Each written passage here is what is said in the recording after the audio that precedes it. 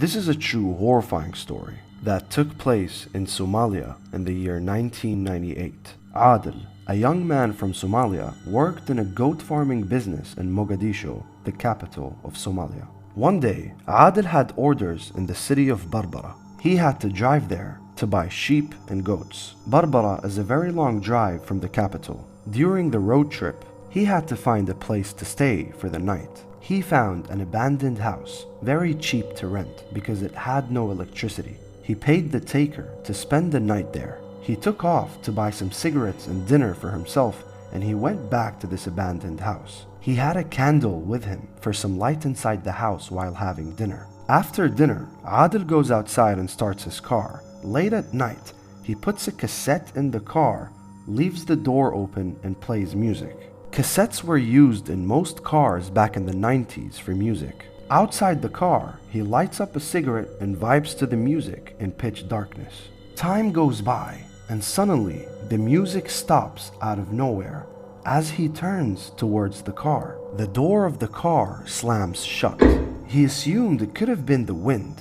He takes the cassette out, flips it, and puts it back inside. Right before lighting his next cigarette, the music stops again.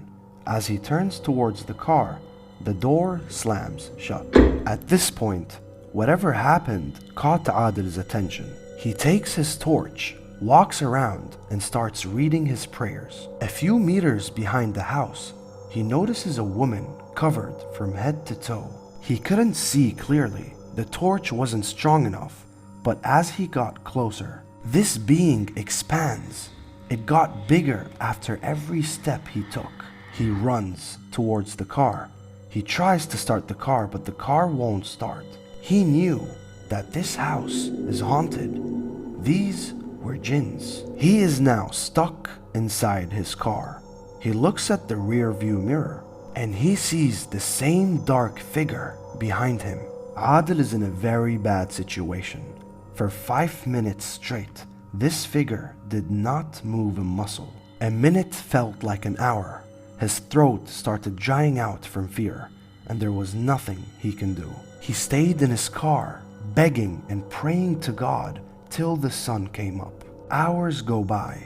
He opens his eyes, starts his car, and drives back to Mogadishu, leaving everything behind.